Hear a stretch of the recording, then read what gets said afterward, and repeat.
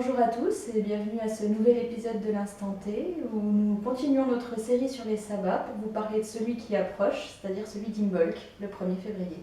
Voilà, donc Imbolc est une fête celtique qui nous vient tout droit d'Irlande. On y fête l'agnelage. Voilà, c'est une fête qui va être centrée sur l'allaitement des petits agneaux qui commencent à gambader joyeusement un petit peu partout dans nos campagnes. Et on va y fêter la déesse Brigitte ainsi que les prémices du printemps en fait, parce que la nature, ça y est, commence à s'éveiller. Vous avez, alors pour Imbolc, c'est les personnages principalement qui ressortent. Et du coup, vous allez avoir donc toute la symbolique sur la vie qui commence à renaître avec ces fameux petits agneaux. Voilà. Donc la déesse cette fois-ci a accouché. Et on va la fêter dignement parce que Imbolc est une fête très féminine. Voilà. Vous avez à son opposé Lipa, Lunasa. Pardon. C'est Lunasa ? Oui, c'est Lunasa. Sûr. Oui, c'est ça. Donc Lunasa qui est vraiment dédiée au dieu Lugh et à la masculinité. Et là on va se retrouver donc avec la déesse Brigitte et tout le principe féminin, froid et humide.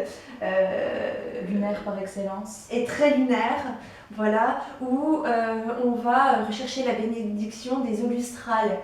Puisque tout le monde le sait, pour l'accouchement il y a la perte des os, et là c'est pareil, il y a des os qui sont gorgées de vie, qui commencent justement à être cristallines parce qu'elles sont gorgées en fait de tout le gel et de tout ce qui a pu tomber sur terre. Elles sont vraiment très gonflées et on va principalement à Imbolc chercher les bénédictions et ce qu'on appelle l'illustration. Donc l'illustration, c'est très simple. Ça va consister tout simplement à se purifier, alors purifier son esprit, purifier son corps, purifier sa maison, purifier un petit peu tout et bénir les plantes, les bougies aussi, tout un tas de choses comme ça. C'est vraiment la période où on va rechercher la bénédiction notamment de la divinité Brigitte, mais aussi de toutes les divinités féminines. Et comme le disait Adélaïna, c'est très lunaire, donc on va en profiter en fait pour faire bénir plein de choses par la lune. Notamment la lune d'Imbolc qui est quand même particulièrement... elle est particulièrement chargée en signification et en pouvoir justement de bénédiction et de purification. Imbolc, nous l'avons dit, est une fête irlandaise et étymologiquement ça signifierait en gestation en irlandais dans le ventre. Donc on est vraiment au moment où on va rechercher en fait les prémices de la vie en se baladant dans la nature, en allant cueillir 2-3 prunes verts pour décorer son hôtel, etc., etc. Le pouvoir créateur de la vie y est donc à l'honneur. Donc on va commencer à mettre des photos un peu partout de divinités en gestation, de plantes qui commencent à croître. Et on va aussi justement préparer toutes les graines à planter à Ostara. Voilà. C'est vrai. Donc c'est vraiment le moment où on va mettre en germination toutes ces petites choses-là. Et puis je vais laisser Adélaïna vous parler un petit peu plus en avant de la déesse Brigitte. Alors Brigitte, moi c'est une déesse que j'apprécie tout particulièrement parce qu'elle a un caractère très très fort. En fait c'est une déesse que j'admire parce que c'est une déesse qui est très instruite, qui aime les arts, qui amène le feu de la connaissance. Et rien que pour ça, c'est vraiment quelqu'un que j'affectionne tout particulièrement. Je vais avoir tendance à lui offrir énormément de bougies. Oui. Pour faire référence justement au feu de la connaissance qu'elle a la gentillesse de nous apporter. J'avoue, perso, je mets des bougies partout. Et puis le chaudron, là on en a mis un tout petit parce que les gros passaient pas.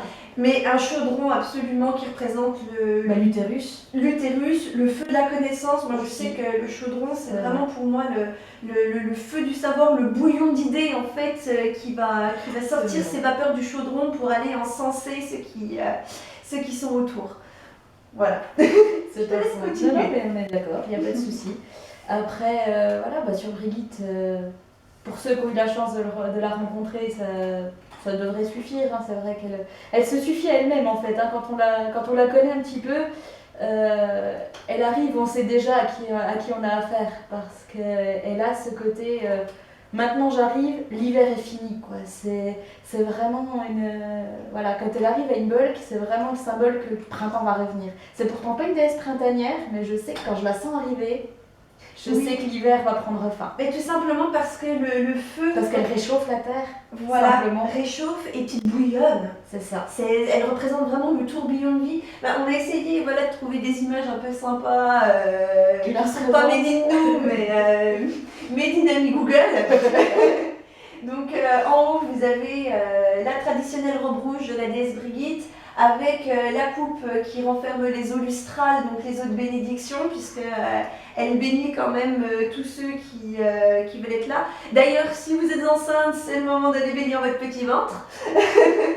Et également donc, le feu du savoir et de la connaissance, comme on le voit, voilà, c'est vraiment la mouvance avec ce vent qui ressort. Et puis vous avez aussi celle-ci, voilà. Où vous voyez plusieurs aspects, hein, puisque elle est aussi donc feu de la connaissance. Il paraît aussi que c'est une déesse des puits, voilà, et donc des eaux souterraines justement qui vont être très fortement chargées en pouvoir purifiant. Et aussi tout ce qui est art, c'est vraiment une déesse qui s'intéresse à tous les aspects de la créativité. Et c'est peut-être aussi pour ça que dès qu'on la sent, en fait, on a l'impression que la vie est en mouvance, parce qu'il y a ce côté créateur très, très fort et très puissant chez elle. C'est vrai. Je pense à un truc, là, en parlant de Brigitte, je me rappelle un truc que Atmos fait régulièrement.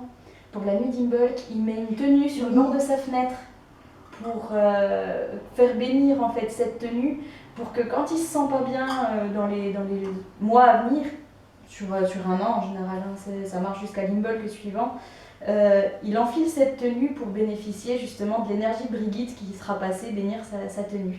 Je sais que moi je le fais pas parce que c'est pas dans mes habitudes, mais j'ai bien apprécié quand un collègue nous a partagé cette tradition.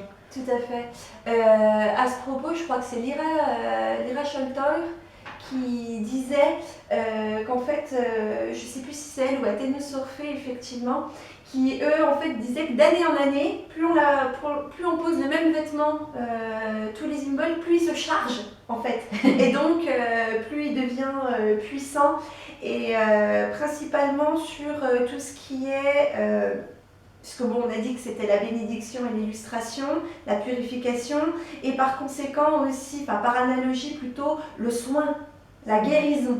Hein, Brigitte, c'est quand même une déesse aussi des plantes, de la connaissance médicinale.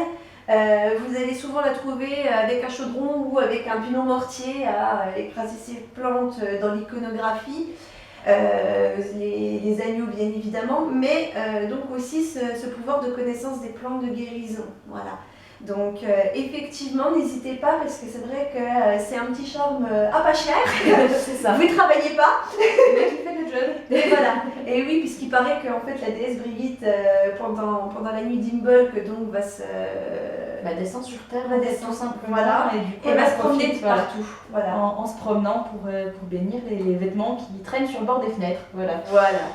En sachant aussi que, à titre personnel, puisque voilà, on va dire que Imbolc c'est la nuit du 1er février, hein, généralement. Moi je sais qu'Imbolc c'est pas qu'une nuit particulière, c'est pas une journée particulière, c'est vraiment sur toute la période.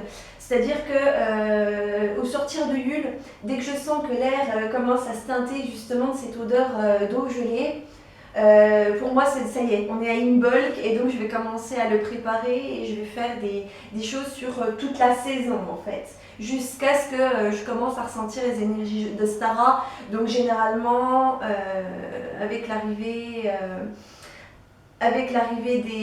des Saint-Georges, même si généralement elles sortent plus tard normalement c'est avril-mai les Saint-Georges, mais ça fait quelques années où moi je sais que début mi-mars, fin mars, elles sont déjà là. Donc pour moi, voilà, je les associe à ça. Mon grand-père m'a toujours dit que le printemps, il arrivait avec les Saint-Georges. Donc c'est vrai que voilà, pour moi, dans l'idée, tant qu'il y a... Tant qu'il n'y a pas des Saint-Georges qui sont sortis, je suis encore à Imbolc. Voilà, chacun pratique à sa façon. C'est un point de repère comme un autre. Voilà. Ma foi, pourquoi pas. Donc effectivement, pour les activités, je vais faire plein de choses tout le long de cette saison. Beaucoup de promenades, déjà parce que comme aujourd'hui, on a de la chance d'avoir un magnifique ciel bleu et ça va devenir de plus en plus bleu. C'est aussi une des couleurs d'Imbolc, donc ces journées-là particulièrement, moi je sais que je ressens fortement voilà, ces énergies de bénédiction. Puis par le vent, il y a un petit vent frais qui amène déjà le printemps, mine de rien, même s'il est encore glacé. Hein. Je sais pas chez vous, mais chez nous, il est encore un peu frais, il n'y a pas de souci.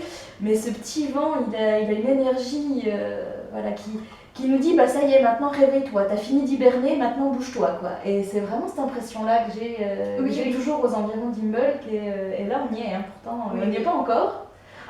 Moi, c'est censé arriver dans une quinzaine de jours, mais on y est déjà quoi. Hein. Non, moi ça a commencé mi-janvier à peu près. Hein. Enfin non, il y a même un peu plus, il y a 10-15 jours pour moi qu'Imbolc a commencé, voilà, la période d'Imbolc.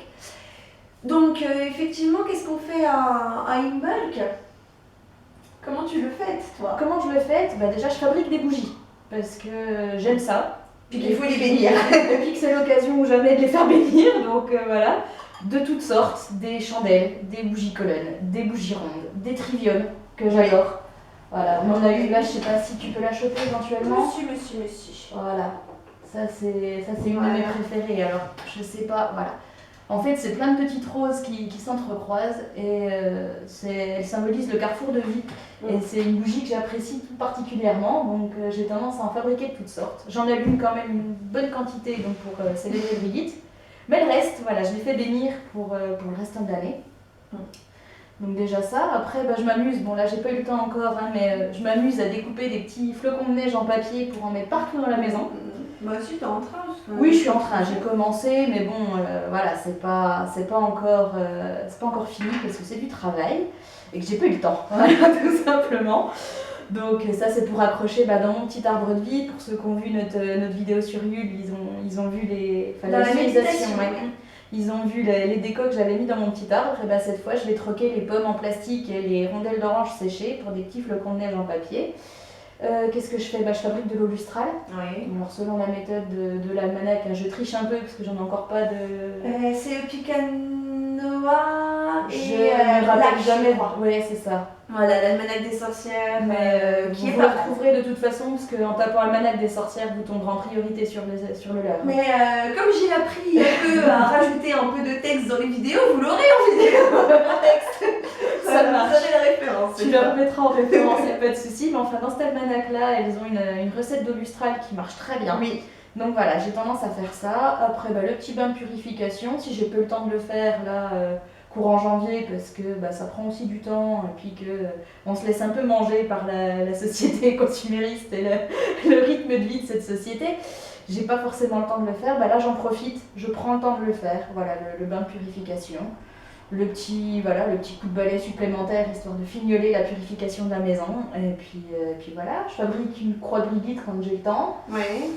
Alors, en sachant que celles-là en plus ne sont pas en paille, puisque la tradition veut les faire en paille, nous on n'en avait pas cette année, donc t'en as là? J'en ai là, oui. Ah, t'embête pas, va. Donc en fait, c'est des bouts de papier journaux. Des prospectus qui vous encombrent dans vos boîtes aux lettres. Voilà, donc je m'amuse à les rouler, à les coller. Et puis ensuite, voilà, on en fait des petites créations. Je fais des petites panières, des choses comme ça. Et puis là, avec Adélaïna, on s'était amusé à faire des croix de Brigitte dedans pour au moins l'honorer un minimum. Parce qu'on n'avait plus de paille, voilà. Donc, vous voyez, ça c'est de l'élastique, et puis ensuite on a peint ça avec couleur en fait. Voilà, avec de la peinture acrylique tout simplement, et mine de rien, ça tient d'enfer. ça ne bouge pas. Voilà. Bah, celle-là, elle va brûler cette année. Je vais la brûler pour en refaire une. Histoire quand même de passer le relais, tout simplement. Oui. Alors normalement, cette croix de Brigitte, elle s'accroche à une porte ou quelque part pour assurer protection et bénédiction, justement. Et puis aussi, d'une certaine façon, inviter la déesse dans le foyer, voilà, à passer. Donc n'hésitez pas, voilà. Hop. Tu avais dit quelque chose. Alors, effectivement, pour la bénédiction, voilà, c'était ça. La bénédiction des bougies. Tout simplement exposée à la pleine lune d'Imbolc, enfin du mois de février. Voilà, c'est ça. Donc, ça tombe pas forcément à Imbolc. Non, cette année, ça doit être autour du 10. Je sais plus exactement, ça doit être autour du 10 ou du 11. Bon, ça là-dessus, je te fais confiance parce que moi, si j'ai pas mis Google, je sais pas. Revérifier parce que là, ma mémoire n'est pas tout à fait au point, mais ça doit être quelque chose comme ça, oui. Voilà, donc c'est vraiment à la pleine lune, moi perso, que je l'ai fait, et éventuellement, sinon, en pleine journée, à l'eau lustrale, tout simplement, oui.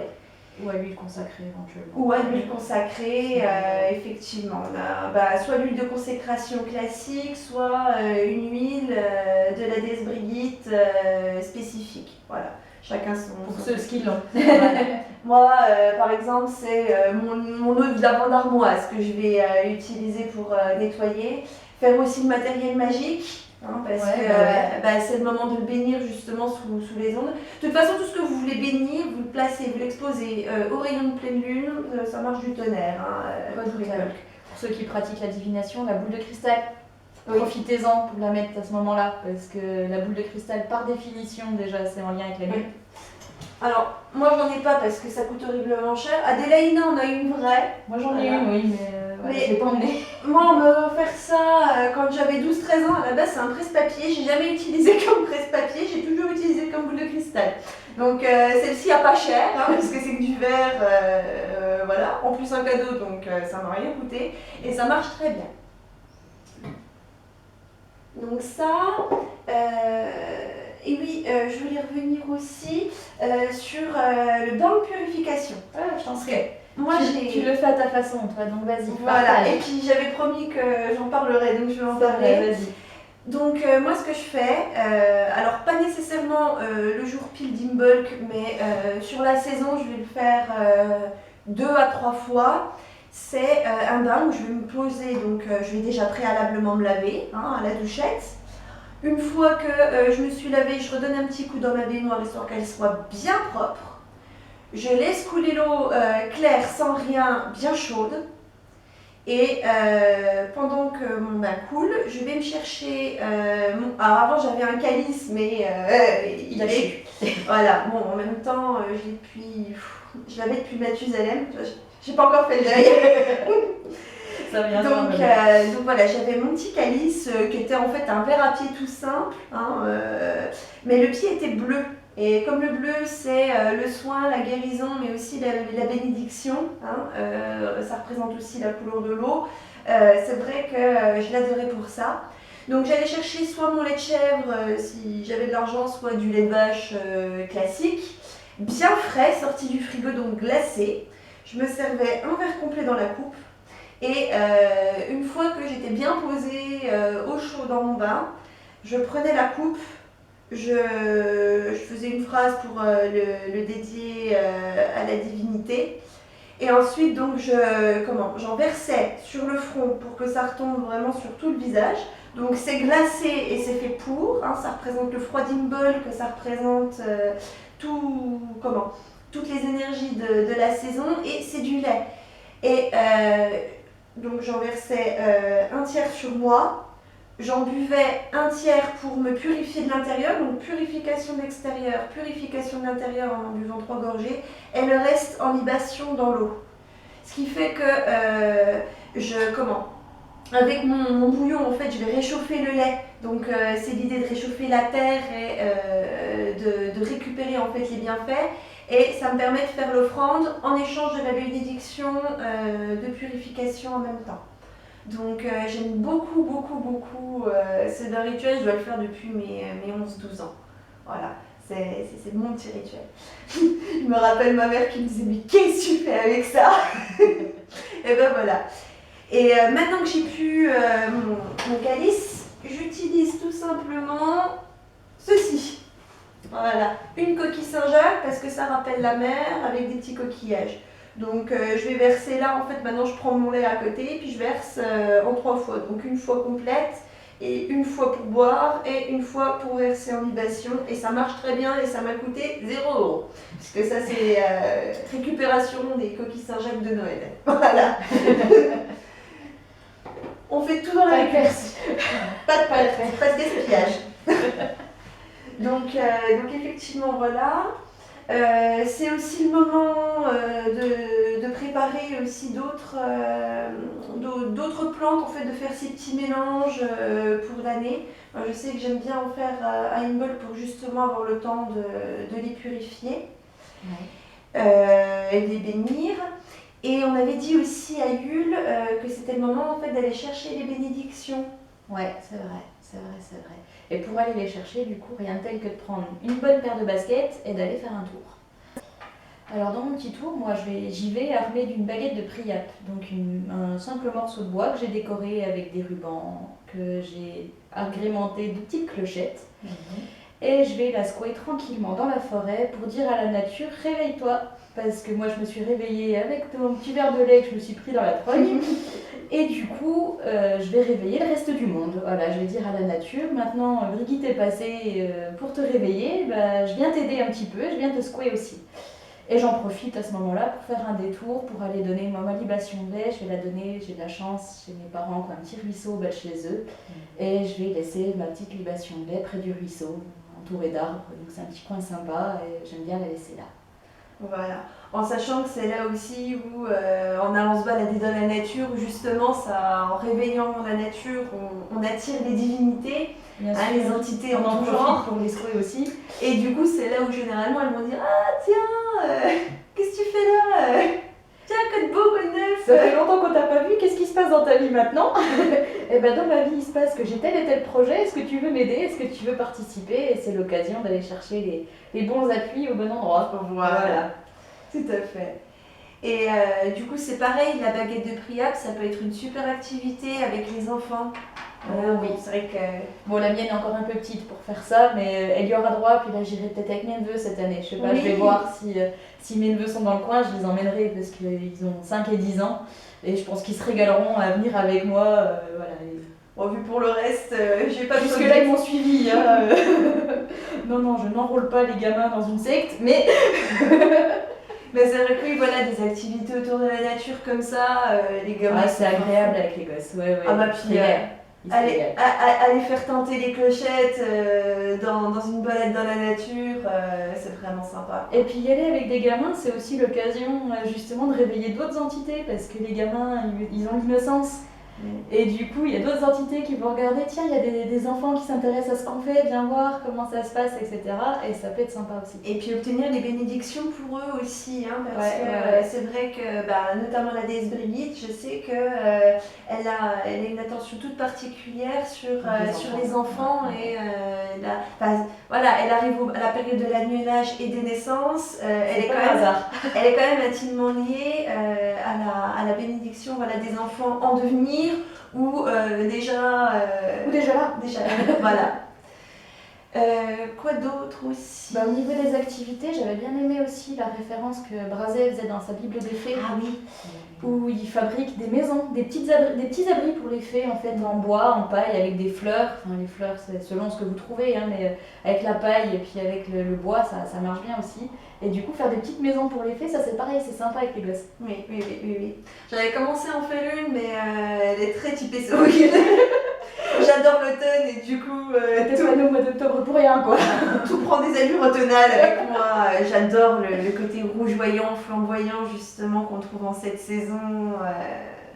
Voilà, donc effectivement là-dessus. Donc c'est pas avec elle qu'il faut les faire, mais en attendant, voilà, vous pouvez quand même essayer de faire des abris pour les fées, elles apprécient, et puis c'est sympa aussi de travailler avec elles. Si vous avez l'habitude, c'est sympa, et puis même pour ceux qui sont fans d'activités manuelles, c'est une super activité, c'est calme, posé, ça demande un petit peu de patience, un peu de... Voilà, c'est la créativité à nouveau, c'est ça. Elle peut se laisser... elle peut laisser, voilà, on peut laisser libre cours à la créativité. Et puis c'est une façon aussi d'honorer la déesse Brigitte, hein, parce que c'est toujours pareil, elle est aussi déesse de la créativité. Enfin, en tout cas, elle adore tout ce qui est art, création, donc faut pas lésiner. Après, voilà, moi je suis un peu. Enfin, je suis moins manuelle que ça. Moi, je laisse faire les gosses dans ces cas-là, parce que j'ai quand même 2 mains gauches, hein, faut le dire. Et du coup, moi, pour honorer Brigitte, je vais plus avoir tendance à chanter. Oui. Je vais plus avoir tendance à lire un poème, ou même à lui écrire, pourquoi pas. Et ouais, à chanter beaucoup. Beaucoup. Et puis voilà, ouais, c'est. Et c'est tout aussi apprécié. Ça fait le job aussi, et si vous êtes comme moi et que vous avez 2 mains gauches, c'est une bonne alternative. Tout à fait. Il y a aussi, lorsque vous allez vous balader dehors, récolter des stalactites, parce que justement, c'est presque. Enfin, vous allez les laisser fondre tranquillement dans un bol une fois récoltés, et vous allez les bénir simplement en les mettant au clair de lune. Donc de la pleine lune, hein, de février, et vous allez pouvoir récolter l'eau, et c'est aussi une façon de faire de l'eau lustrale. Ouais. Voilà. Parce que c'est vrai que moi j'aime bien on l'a dit, hein, la recette qu'on trouve dans l'almanach des sorcières, tout simplement parce qu'on y plonge un charbon incandescent. Voilà. Et que mine de rien, on voit l'eau d'un seul coup bouillir. C'est assez impressionnant à faire. C'est magnifique. Je me régale, là, je veux les apprentis chimistes en ça. C'est tout bête, mais voilà, j'ai l'impression que les apprentis chimistes, c'est toujours un régal. Non, puis on sent vraiment, enfin voilà, on y met vraiment la force du feu dans un élément aussi liquide que l'eau. Aussi antéposé, tu vois, que l'eau. Donc, il y a une part magique dedans, effectivement un peu alchimiste. Donc, c'est vrai que cette recette-là, je l'aime tout particulièrement, mais j'aime aussi bien voir mon stalactite fondre et finir en eau. Alors, n'oubliez pas de filtrer après, parce qu'effectivement, avec les pollutions, avec tout ça, puis la glace a tendance à laisser un petit dépôt. Donc pour que l'eau lustrale soit vraiment nickel, un filtre à café simplement va servir. Et comme elle elle a reçu déjà le gel en fait de la saison, elle est particulièrement chargée aussi. Elle a besoin, elle s'autosuffit. Donc voilà, pour les petits budgets, ceux qui n'ont pas de place ou ceux qui n'ont pas la recette de l'almanach des sorcières, c'est une très bonne alternative. Et puis ça va dans la continuité d'aller admirer les prémices du printemps qu'on peut commencer à voir à Imbolc. Alors après c'est pareil, hein, au lieu de le faire avec des stalactites, vous pouvez le faire avec la neige. Oui. Vous pouvez ramasser une poignée de neige et puis la laisser fondre pareil dans un bol, la filtrer. Ou même dans un chaudron d'ailleurs. Dans un chaudron, si vous avez évidemment, mais bon voilà. On n'est pas tous équipés. Oui. Mais dans un bol en terre cuite, si vous avez, c'est pareil, c'est parfait. Sinon, céramique, ça fait le job, il n'y a pas de souci. Et puis voilà. Hein, mais oui, une poignée de neige, ça marche bien aussi. Oui. De toute façon, toutes les eaux que vous pouvez récolter dehors, hein, puisque normalement, à la base, l'eau du Stral, c'est de la rosée. Ouais, c'est à la base, c'est de la rosée qu'on récupère. Alors, c'est pareil, c'est les filles qui le décrivent dans leur almanach. Elles prennent un bout de coton, puis un bout de ficelle. Puis elles vont promener leur bout de coton dans le champ et puis ramasser la rosée comme ça. Il y a même dans certains coven, je sais qu'ils utilisent un drap, ils se promènent dans les champs à Lunasa. C'est à Lunasa qu'ils le font, ils vont récolter la rosée. Après, il faut pouvoir s'en passer pour un dingue. Il faut avoir un coin assez tranquille pour pouvoir faire ça tranquillement. Généralement, comme c'est dans les champs, les gens, surtout aux heures auxquelles... oui, c'est ça. Alors, c'est très matinal. Voilà, il y a moyen. Mais de toute façon, si tu veux récolter la rosée à cette période, il faut y aller avant que le soleil soit levé parce que ça sèche très vite. Donc, oui, surtout les biens. Donc il y a ça, donc on l'a dit, faire un hôtel avec des myriades de bougies. Pour les couleurs, moi je sais que je suis bleu givre. Voilà, vraiment un bleu très givre. Moi je travaille beaucoup avec l'ivoire. Voilà, là j'ai du blanc, j'ai le même sur une feuille ivoire. Moi je travaille beaucoup avec l'ivoire justement, qui n'est pas tout à fait blanc et qui commence déjà à se teinter un peu des couleurs du feu. Oui, c'est vrai.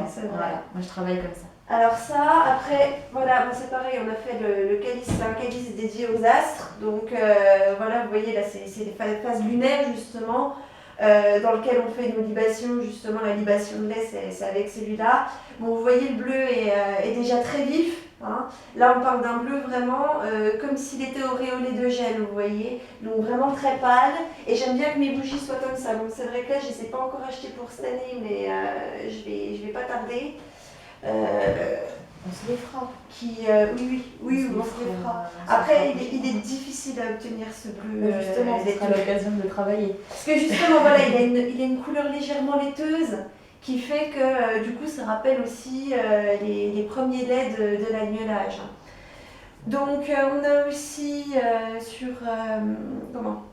sur les activités, moi je sais que j'aime bien dans la forêt un arbre, un carillon. Parce que du coup, ça va justement, c'est l'idée de la baguette de Priap. Moi, j'en fais pas des baguettes de Priap parce que j'ai un million d'autres choses à faire que ces baguettes-là. Et du coup, je préfère en fait aller déposer mon petit carillon pour que justement le vent, je suis très, très affiliée vent aussi. Donc j'aime bien travailler avec lui et du coup l'idée c'est que le vent va passer dans le carillon, va faire du bruit et il va réveiller la nature et il va m'aider en fait à répondre. Pour moi le vent c'est un messager. Donc il va aller répondre le message, venez vous réveiller, ça y est, les premières fleurs sont sorties, c'est le moment voilà, des confins de la terre, des profondeurs de remonter pour venir à la lumière, quoi. C'est vraiment l'idée de la naissance à la lumière. Donc ouais, j'aime beaucoup ce petit rituel avec mon carillon dans un arbre. On a également sur la période où on a dit des bénédictions, toutes les bénédictions à faire aux animaux. Voilà. Moi je sais que bon, mon chat est âgé donc je lui fais beaucoup plus de bénédictions que ça. Je fais une bénédiction à basse-tête en fait, que j'ai écrite moi-même. Spécifique à mon chat avec son nom, etc. Et ça me permet en fait de diminuer ses douleurs parce que bon, la pauvre elle commence à 14 ans, donc elle commence à faire de l'arthrite. Ou de l'arthrose d'ailleurs, je ne sais jamais. Ça doit être de l'arthrose. Ouais, ça doit être de l'arthrose, enfin bref. Elle prend la balle partout quoi. Voilà, donc je lui atténue ses douleurs comme ça tous les 3 mois. Mais sinon, effectivement, c'est le moment de bénir votre animal en fait. D'aller voir la déesse Brigitte et puis de lui dire ben voilà, c'est mon protégé, c'est mon petit à moi, donc protège-le pour qu'il ne lui arrive nul mal, etc., etc. À vous de voir ce que vous voulez comme type de bénédiction. On en trouve plein déjà de rédigés sur internet qui sont très bien. Donc voilà. C'est le seul moment d'ailleurs où je déroge à la règle au niveau des couleurs de bougies. Là, je vais avoir tendance à utiliser une bougie brune. Les animaux, c'est vraiment celle que je préfère. Ouais. Après, voilà, libre à vous d'adapter, mais si vous ne savez pas quelle bougie utiliser, une bougie brune, ça marche vraiment bien pour les animaux. C'est vrai que je ne mets pas de bougie. Moi, en fait,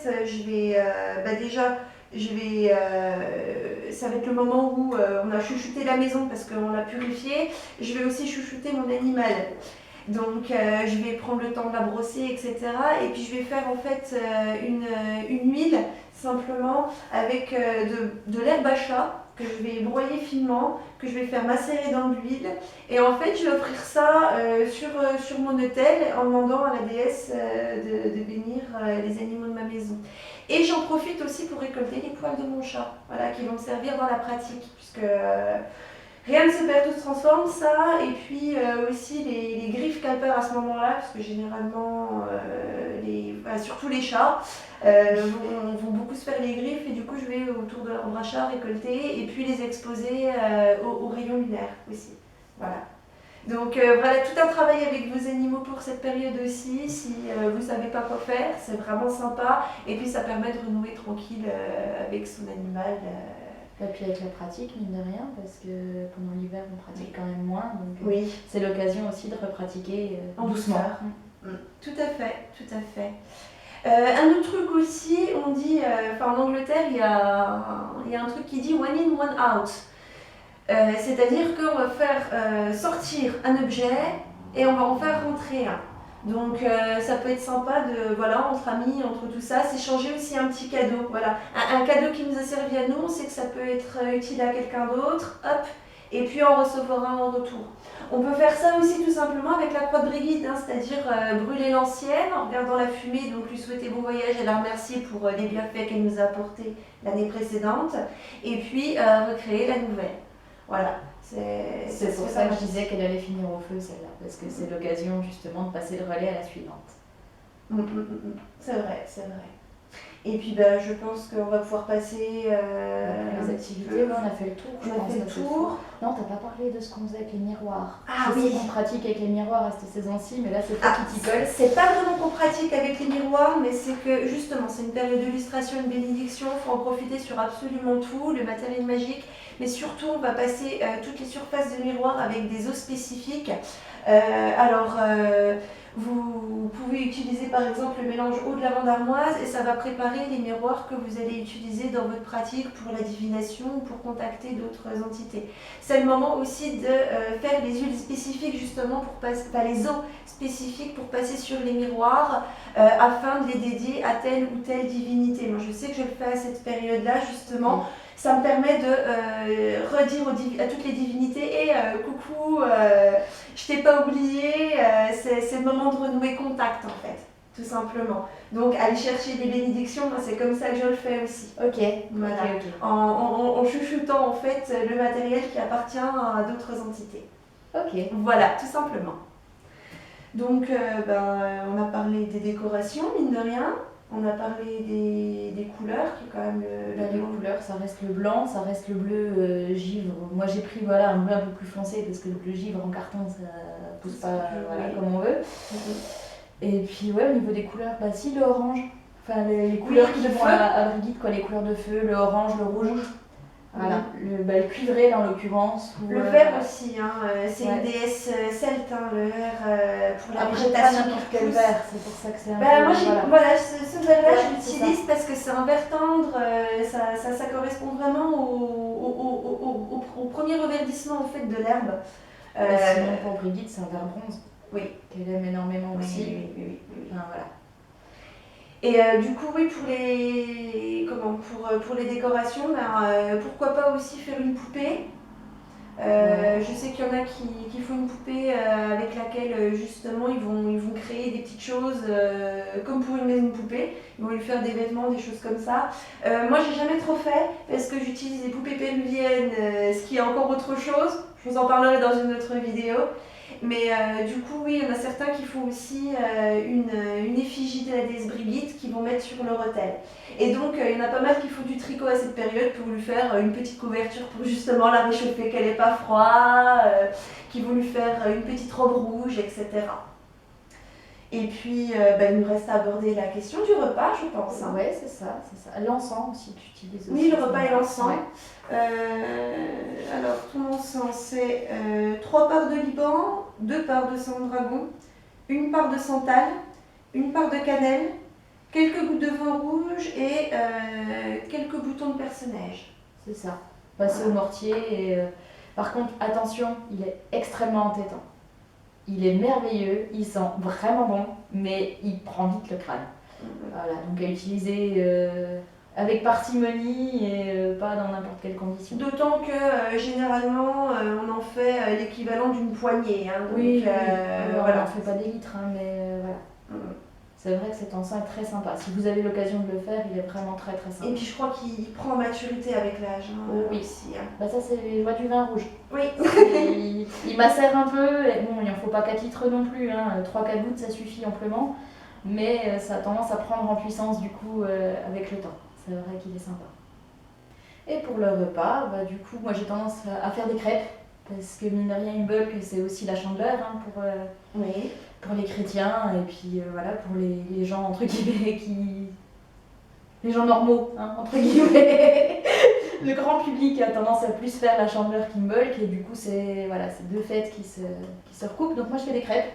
Puis elles rappellent le soleil par leur rondeur et leur couleur. Elles sont faites avec du lait, des œufs, c'est-à-dire les premiers éléments en fait qu'on va retrouver frais. Pour cette saison, donc c'est vrai que c'est pas mal. Et il y a une petite tradition que j'aime bien quand je fais mes crêpes. La première que je fais, j'ai une pièce dans la main. J'ai une pièce dans la main quand je la fais sauter, comme ça je garde la pièce. Par contre je la dépense pas parce que sinon c'est un coup avoir des ennuis financiers toute l'année. Mais vous la mettez bien en sécurité et justement parce que vous la dépensez pas, elle va avoir tendance à au moins vous maintenir en dehors des ennuis financiers toute l'année. Oui. Si elle vous rapporte pas d'argent, elle vous en enlèvera pas.